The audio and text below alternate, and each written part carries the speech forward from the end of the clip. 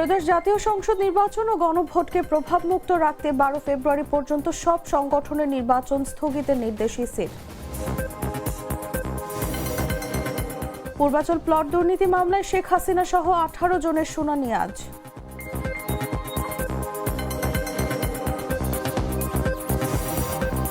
সব রেকর্ড ভেঙে সোনার ভরি 2,32,000, ভরিতে বেড়েছে সর্বোচ্চ 4,200 টাকা।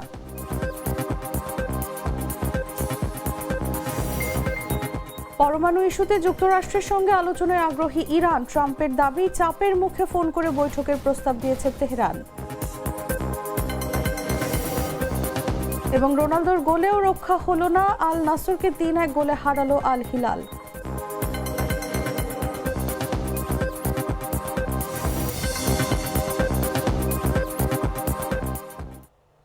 এতক্ষণ শুনছিলেন সংবাদ শিরোনাম। দর্শক, আমন্ত্রণ বেলা 11টার সংবাদে, সাথে আছি আমি তাসলিমা তিথি। মশলা বদলে ফেলেছি, এবার আপনিও বদলে ফেলুন। একবার প্রাণ গুঁড়া মশলা ব্যবহার করেই দেখুন। চলে যাচ্ছি পুরো খবরে। ত্রয়োদশ জাতীয় সংসদ নির্বাচন ও গণভোট অবাধ, সুষ্ঠু ও প্রভাবমুক্ত রাখতে আগামী 12 ফেব্রুয়ারি পর্যন্ত দেশের সব ধরনের পেশাজীবী এবং অন্যান্য সংগঠনের নির্বাচন আয়োজন না করার নির্দেশনা দিয়েছে নির্বাচন কমিশন। সোমবার নির্বাচন কমিশন সচিবালয়ে নির্বাচন পরিচালনা 2 অধিশাখার উপসচিব মোহাম্মদ মনির হোসেন স্বাক্ষরিত এক চিঠিতে এই নির্দেশনা দেওয়া হয়েছে। চিঠিতে বলা হয়েছে, আগামী 12 ফেব্রুয়ারি ত্রয়োদশ জাতীয় সংসদ নির্বাচন ও গণভোট অনুষ্ঠিত হবে। এই নির্বাচনী কার্যক্রমকে যে কোনো ধরনের প্রভাবমুক্ত রাখার লক্ষ্যে কমিশন এই সিদ্ধান্ত গ্রহণ করেছে। সব পেশাজীবী সংগঠন, শিক্ষা প্রতিষ্ঠানের সব ধরনের নির্বাচন, পরিবহন মালিক ও শ্রমিক সমিতি, সাংবাদিক সমিতি, বণিক সমিতি, সমবায় সমিতি ও ট্রেড ইউনিয়ন সহ অন্যান্য সব নিবন্ধিত বা অনিবন্ধিত সংগঠনের নির্বাচন বন্ধ রাখতে নির্দেশনা দিয়েছে ইসি। ইসি নির্দেশনায় আরও জানানো হয়েছে, উল্লেখিত সংগঠনগুলোর যে কোনো নির্বাচন আগামী 12 ফেব্রুয়ারির পর আয়োজন করতে হবে। সংসদ নির্বাচনের সময় স্থানীয় বা পেশাজীবী সংগঠনের নির্বাচনকে কেন্দ্র করে যেন কোনো ধরনের বিশৃঙ্খলা বা অনাকাঙ্ক্ষিত প্রভাব সৃষ্টি না হয়, সেজন্য এই সতর্কতামূলক পদক্ষেপ নিয়েছে কমিশন।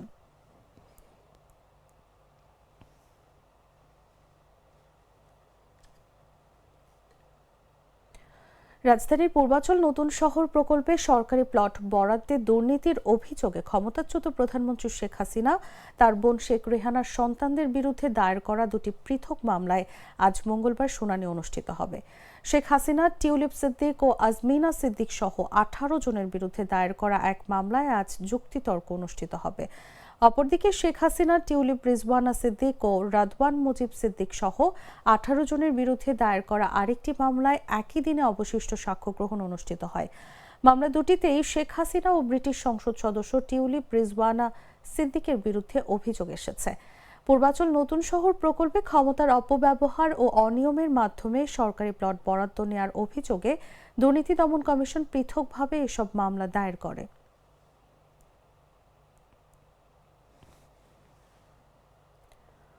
দেশের বাজারে সোনার দাম বাড়ানোর ঘোষণা দিয়েছে বাংলাদেশ জুয়েলার্স সমিতি। প্রতি ভরিতে সর্বোচ্চ 4,200 টাকা পর্যন্ত বেড়েছে। ফলে ভালো মানের সোনার দাম বেড়ে 2,32,055 টাকায় উঠেছে। এটি দেশের ইতিহাসে সোনার সর্বোচ্চ দাম।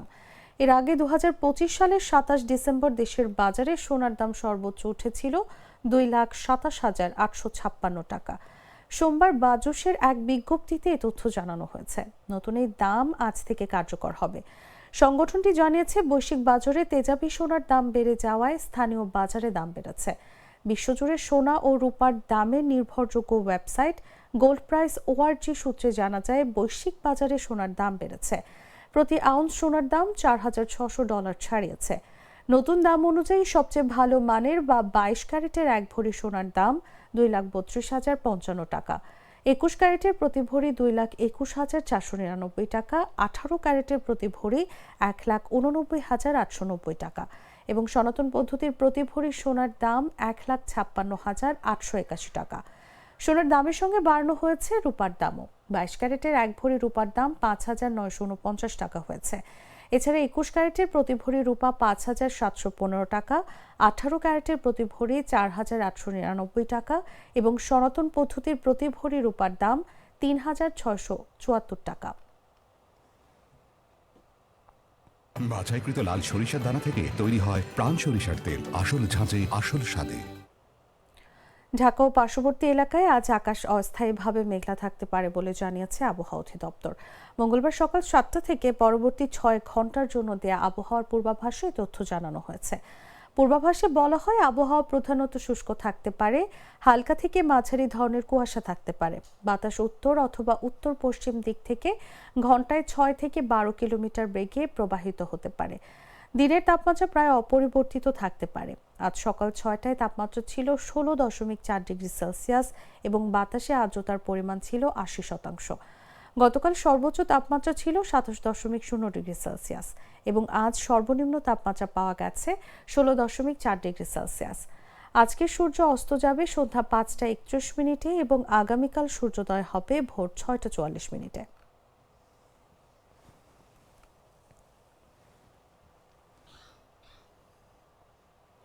সাধারণ খাবার এখন হবে অসাধারণ। প্রাণ স্বাদের মশলা, স্বাদ বাড়ায়, ঘ্রাণ ছড়ায়। জানাবো আন্তর্জাতিক সংবাদ।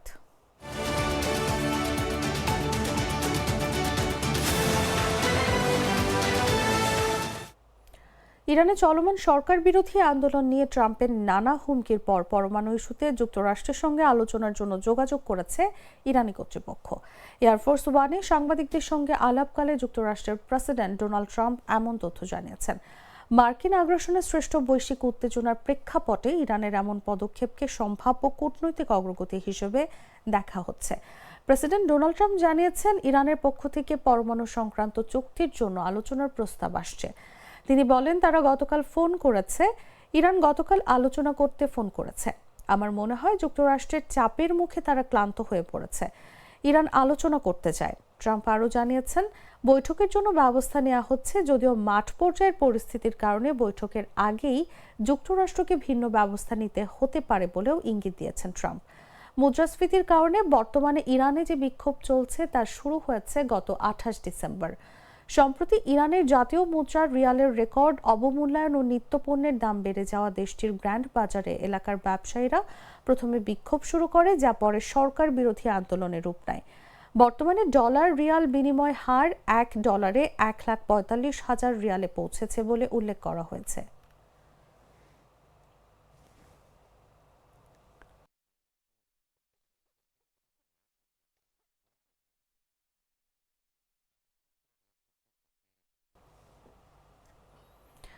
এদিকে ইরানের সঙ্গে বাণিজ্যিক সম্পর্ক রয়েছে এমন দেশগুলোর পণ্যের উপর 25% শুল্ক আরোপের ঘোষণা দিয়েছেন মার্কিন প্রেসিডেন্ট ডোনাল্ড ট্রাম্প। সরকার বিরোধী বিক্ষোভ তৃতীয় সপ্তাহে গড়ানোর প্রেক্ষাপটে এই পদক্ষেপ তেহরানের উপর চাপ বাড়াতে পারে এমনটি মনে করা হচ্ছে।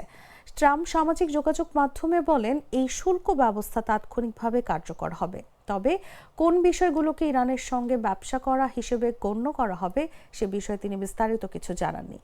ইরানের প্রধান বাণিজ্যিক অংশীদারদের মধ্যে রয়েছে চীন, সংযুক্ত আরব আমিরাত, ভারত ও তুরস্ক।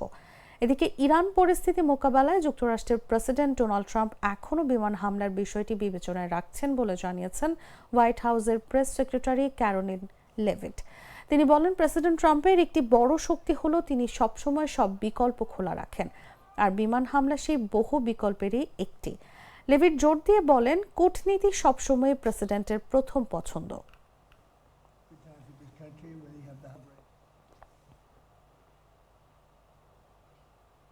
সংবাদ শেষ করব খেলার খবর জানিয়ে।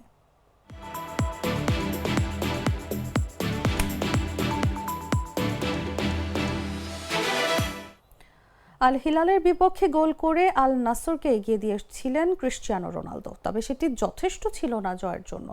ঘুরে দাঁড়িয়ে 3-1 ব্যবধানের জয় পেয়েছে আল হিলাল। সোমবার সৌদি প্রো লিগের শীর্ষ দল আল হিলালের বিপক্ষে পয়েন্ট ব্যবধান কমানোর আশায় মাঠে নেমেছিল আল নাসর। উল্টো কিংডম অ্যারেনায় মাঠ ছাড়তে হয়েছে 3-1 গোলে হেরে। প্রথমার্ধের শেষ দিকে 42 মিনিটে আল নাসরকে এগিয়ে দেন পর্তুগিজ তারকা ক্রিস্টিয়ানো রোনালদো। সেই অর্ধে কোনো গোল করতে পারেনি আল হিলাল, ফলে এগিয়ে থেকে দ্বিতীয়ার্ধ শুরু করে আল নাসর। কিন্তু দ্বিতীয়ার্ধের খেলা মাঠে ফেরার পর 2টি পেনাল্টি ও একটি দৃষ্টিনন্দন গোলে জয় নিয়ে মাঠ ছাড়ে আল হিলাল। 57 মিনিটে পেনাল্টি থেকে গোল করে সমতায় ফেরান সোলেম আল দাউসারি। 81 মিনিটে চমৎকার গোলে দলকে এগিয়ে দেন মোহাম্মদ কান্নো। এরপর অতিরিক্ত সময়ের দ্বিতীয় মিনিটে আরও একটি পেনাল্টি পায় রোনালদোদের প্রতিপক্ষরা।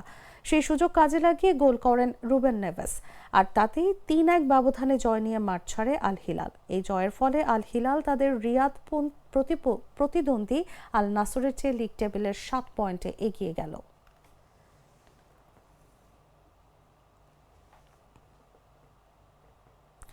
দর্শক, সংবাদ শেষ করার আগে শিরোনামগুলো জানিয়ে দিচ্ছি আরো একবার।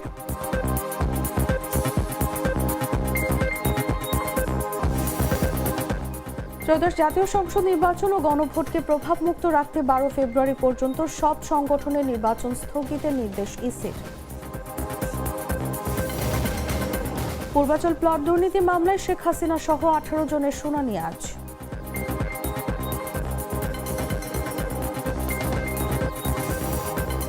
সব রেকর্ড ভেঙে সোনার ভরি 2,32,000, ভরিতে বেড়েছে সর্বোচ্চ 4,200 টাকা।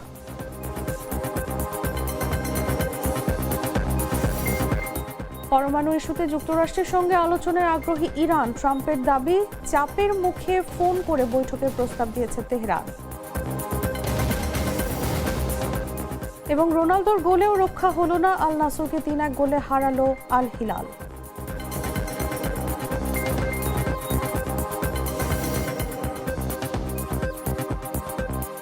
দর্শক, এই ছিল এখনকার মতো। এরপর দেখবেন দুপুর 1টা নিউজ। প্রতি মুহূর্তে সর্বশেষ খবর জানতে ভিজিট করুন jagonews24.com। ফলো করুন আমাদের ভেরিফাইড ফেসবুক পেজ এবং সাবস্ক্রাইব করুন জাগো নিউজের ইউটিউব চ্যানেল। ধন্যবাদ সবাইকে।